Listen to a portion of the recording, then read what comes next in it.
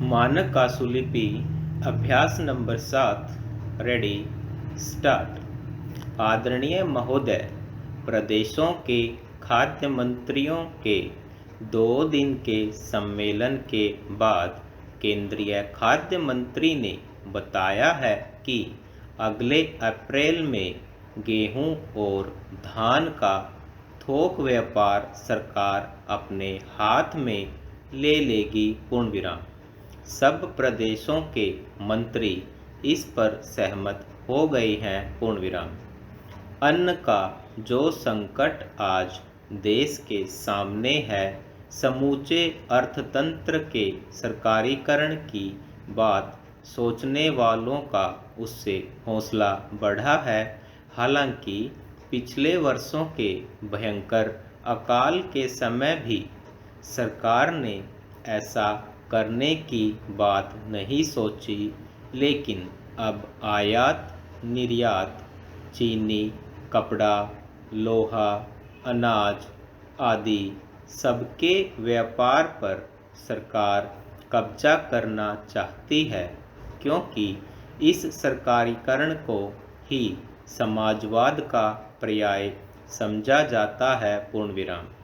वित्त मंत्रालय पहले 50 लाख टन से अधिक के भंडार बनाने के पक्ष में नहीं था, लेकिन वह इतनी जल्दी 2 करोड़ टन अनाज की खरीद फरोख्त में 20 अरब रुपया फंसाने को कैसे तैयार हो गया, और इसके पीछे क्या आर्थिक तर्क हैं, यह बात आसानी से समझ में आने वाली नहीं।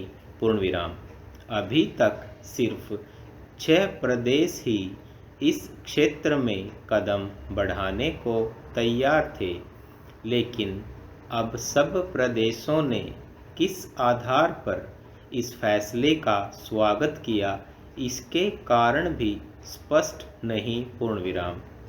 सरकारीकरण तथा राष्ट्रीयकरण का सर्वत्र विरोध नहीं किया जा सकता, लेकिन कुछ क्षेत्र ऐसे हैं जिनकी देखभाल का दायित्व जनता पर ही छोड़ा जाना चाहिए।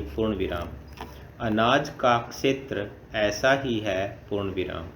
जमाखोरी और मुनाफाखोरी रोकने के लिए सरकार कठोर निरीक्षक की भूमिका यदि निभाए और अभाव की पूर्ति का ही जिम्मा संभाले, तो सरकार का द्विपक्षीय हल भी निकाला जा सकता है और सरकार बहुत सी परेशानियों तथा आलोचनाओं से भी बच सकती है।